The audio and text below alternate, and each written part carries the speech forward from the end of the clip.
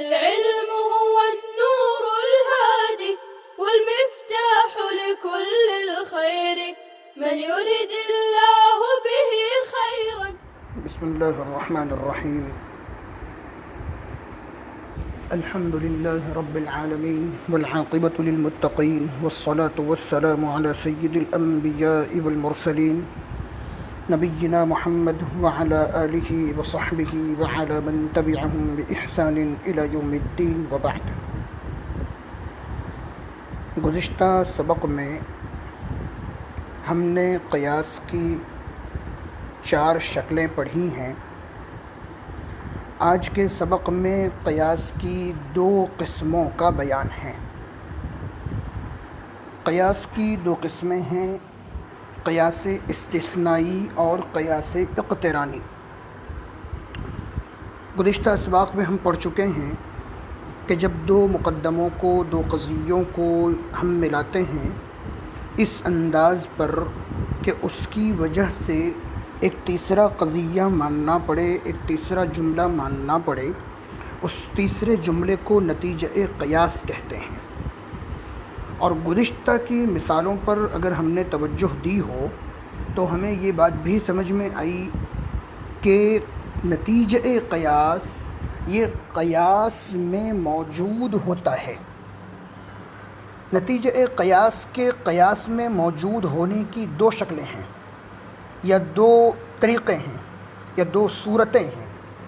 پہلی صورت یہ ہے کہ نتیجہ قیاس کے اجزاء الگ الگ موجود ہوں، جیسے کہ پچھلی مثالوں کے اندر موجود تھا. مثالوں کے اندر اگر توجہ دیں گے تو قیاس ہم نے بنایا تھا، جیسے اوپر تمرین آئی، ہر انسان ناطق ہے اور ہر ناطق جسم ہے، تو نتیجہ نکلے گا ہر انسان جسم ہے. یہ نتیجہ جو ہے ہر انسان جسم ہے، اس کے اجزاء اس مقدمے قیاس میں موجود ہیں. پہلے مقدمے میں انسان جزو موجود ہے اور دوسرے مقدمے میں دوسرا جزو موجود ہے. تو نتیجہ قیاس یہ قیاس میں موجود ہوتا ہے. اس موجود ہونے کی 2 شکلیں ہیں. ایک صورت اور ایک شکل تو یہ ہے کہ نتیجہ قیاس کے اجزاء الگ الگ موجود ہوں، اور دوسری صورت یہ ہے کہ نتیجہ قیاس بعینہ موجود ہو. اگلا سبق ہم پڑھتے ہیں تو انشاءاللہ العزیز ہمیں بہت جلد یہ بات سمجھ میں آ جائے گی. قیاس استثنائی وہ قیاس ہے جس میں نتیجہ یا نقیض نتیجہ مذکور ہو.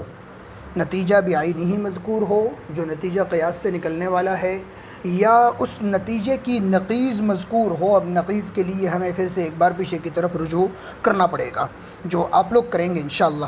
قیاس استثنائی وہ قیاس ہے جس میں نتیجہ یا نقیض نتیجہ مذکور ہو. بعینہ ہی نتیجے کے مذکور ہونے کا یہ معنی ہے کہ نتیجے کے محمول و موضوع و محمول جس ترتیب سے نتیجے میں ہیں اسی ترتیب سے قیاس میں بلا فصل موجود ہوں. جیسے کتاب کی پہلی مثال میں دن موجود ہے، نتیجہ ہے، جو صغرا میں تالی بن کر موجود ہے، اور دوسری مثال میں سورج نکلا ہوا نہیں ہے، نتیجہ ہے، اس کی نقیض سورج نکلا ہوا ہوگا، صغرا میں مقدم بن کر موجود ہے. جیسے جب سورج نکلا ہوا ہو تو دن موجود ہوگا، یہ قیاس کا پہلا مقدمہ ہے. جب سورج نکلا ہوا ہو تو دن موجود ہوگا، یہ پہلا مقدمہ ہے جسے صغرا کہتے ہیں. لیکن سورج نکلا ہوا ہے یہ قیاس کا دوسرا مقدمہ ہے جسے ہم کبرا کہتے ہیں. اب آگے نتیجہ نکلے گا، پس دن موجود ہے. اب ذرا مثال پر توجہ دیں. جیسے سورج نکلا ہوا ہوگا تو دن موجود ہوگا، لیکن سورج نکلا ہوا ہے، یہ قیاس ہمارا مکمل ہوا. اب اس میں دھیان دیں، نتیجہ نکلے گا دن موجود ہے.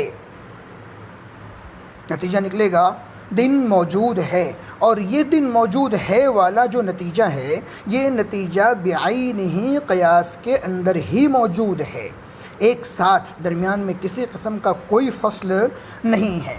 اس قیاس میں نتیجہ بعینہ ہی مذکور ہے. جب سورج نکلا ہوا ہوگا، دوسری مثال، اور جب سورج نکلا ہوا ہوگا تو دن موجود ہوگا، لیکن سورج نکلا ہوا نہیں ہے، لیکن دن موجود نہیں ہے. جب سورج نکلا ہوا ہوگا تو دن موجود ہوگا، یہ دوسری مثال اور قیاس کا پہلا مقدمہ. لیکن دن موجود نہیں ہے، یہ دوسرا مقدمہ. نتیجہ نکلا سورج نکلا ہوا نہیں ہے، یہ سورج نکلا ہوا نہیں ہے نتیجہ ہے، اور اس کی نقیض مقدمے میں موجود ہے، اور وہ نقیض ہے سورج نکلا ہوا ہے۔ اس لیے کہ پیچھے ہم پڑھ کر آئے ہیں کہ موجبہ کی نقیض سالبہ اور سالبہ کی نقیض موجبہ آتی ہے۔ جب سورج نکلا ہوا نہیں ہے یہ نتیجہ ہے، اور یہ منفی ہے سالبہ ہے، تو اس کا مثبت یعنی سورج نکلا ہوا ہے جو موجبہ کی شکل میں ہے وہ قیاس کے مقدمے میں موجود ہے۔ اس قیاس میں نتیجے کی نقیض یعنی سورج نکلا ہوا ہوگا مذکور ہے۔ خلاصہ یہ نکلا کہ قیاس استثنائی میں نتیجہ قیاس یا تو بعینہ بغیر فصل کے موجود ہوتا ہے، یا نتیجہ قیاس کی نقیض مذکور ہوتی ہے۔ قیاس استثنائی ترکیب ایسے دو قضیوں سے ہوتی ہے جن میں سے پہلا قضیہ شرطیہ ہوتا ہے اور دوسرا قضیہ حملیہ۔ اب یہ بتانا چاہ رہے ہیں دو چیزیں، ایک قیاس استثنائی بنتا کیسے ہے، اور دوسرا قیاس استثنائی کو استثنائی کہتے کیوں ہیں۔ دو چیزیں بتا رہے ہیں۔ قیاس استثنائی کی ترکیب ایسے دو قضیوں سے ہوتی ہے جن میں سے پہلا قضیہ شرطیہ ہوتا ہے اور دوسرا حملیہ، اور دونوں کے درمیان حرف استثناء لیکن آتا ہے، لیکن حرف استثناء درمیان میں آتا ہے اس لیے اس کو استثنائی کہتے ہیں۔ یہ ہو گئی قیاس استثنائی کو استثنائی کہنے کی وجہ۔ اب قیاس استثنائی بنانے کا طریقہ بتا رہے ہیں، اس کی ترکیب کیسے ہوتی ہے، بنتا کیسے ہے۔ کوئی بھی قضیہ شرطیہ لے کر اس کو صغرا بنایا جائے، اگر تم محنت کرو گے تو کامیاب ہو جاؤ گے، یہ قضیہ شرطیہ ہے۔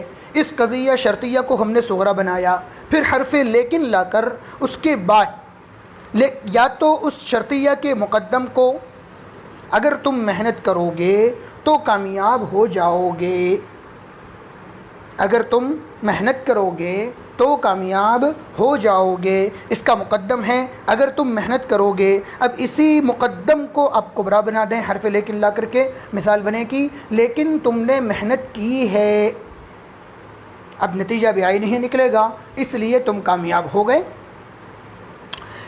یا تو تعلیق کو بعینہ ہی یا ان میں سے ہر ایک کی نقیض کو قضیہ حملیہ کی شکل میں رکھ کر کبرا بنایا جائے، پھر حد اوسط گرا کر نتیجہ نکالا جائے۔ جیسے مثال مذکور میں جب سورج نکلا ہوا ہوگا تو دن موجود ہوگا، یہ قضیہ شرطیہ ہے اور قیاس استثنائی کا صغرا ہے، لیکن حرف استثناء ہے، سورج نکلا ہوا ہے بعینہ مقدم ہے جو کبرا ہے، اور دن موجود ہے نتیجہ ہے جو حد اوسط حذف کرنے کے بعد نکلا ہوا ہے۔ گویا کہ اگر تم محنت کرو گے تو کامیاب ہو جاؤ گے، لیکن تم نے محنت کی، نتیجہ نکلا تو تم کامیاب ہو گئے۔ دوسری مثال، اگر تم محنت کرو گے تو تم کامیاب ہو جاؤ گے، لیکن تم کامیاب ہو گئے، نتیجہ تم نے محنت کی۔ اگر تم محنت کرو گے تو کامیاب ہو جاؤ گے، لیکن تم نے محنت نہیں کی، نتیجہ تو تم کامیاب نہیں ہوئے۔ اگر تم محنت کرو گے تو کامیاب ہو جاؤ گے، لیکن تم کامیاب نہیں ہوئے، نتیجہ تم نے محنت نہیں کی۔ اس طریقے سے 4 مثالیں تیار ہو جائے گی۔ قیاس استثنائی، قیاس اقترانی وہ قیاس ہے جس میں نتیجہ بعینہ یا نتیجے کی نقیض مذکور نہ ہو اور نہ اس میں حرف لیکن ہو۔ جیسے ہر انسان جاندار ہے اور ہر جاندار جسم والا ہے، نتیجہ نکلا ہر انسان جسم والا ہے۔ یہ مثال پیچھے بھی کئی مرتبہ گزر چکی ہے۔ ہمیں صرف دیکھنا یہ ہے کہ اس میں نتیجہ جو ہے وہ بعینہ کسی ایک مقدمے میں مذکور نہیں ہے اور نہ ہی اس میں درمیان میں حرف لیکن ہے۔ اقترانی میں نتیجے کے الگ الگ اجزاء تو مذکور ہوتے ہیں مگر پورا نتیجہ بعینہ یا اس کی نقیض مذکور نہیں ہوتی، نہ اس میں حرف استثناء لیکن ہوتا ہے، اس وجہ سے اس کو اقترانی کہتے ہیں۔ اقتران کے معنی ہے ملنا۔ اس قیاس میں صغرا اور کبرا ملے ہوئے ہوتے ہیں لیکن کا درمیان میں فصل ہوتا نہیں ہے۔ فصل نہ ہونے کی وجہ سے اس کا نام رکھ دیا گیا ہے قیاس اقترانی۔ یہ ہو گئی قیاس کی 2 قسمیں۔ اللہ رب العزت ہمیں سمجھنے کی اور سمجھ کر قرآن و حدیث کے نصوص اور نصوص شرعیہ پر اس کو منطبق کرنے کی توفیق عطا فرمائے۔ وصلی اللہ وسلم علی نبینا محمد وعلی آلہ وصحبہ اجمعین۔ السلام عليكم. لا تنسوا الاعجاب بالفيديو والاشتراك في القناة تشجيعا لنا لنستمر بنشر المزيد إن شاء الله.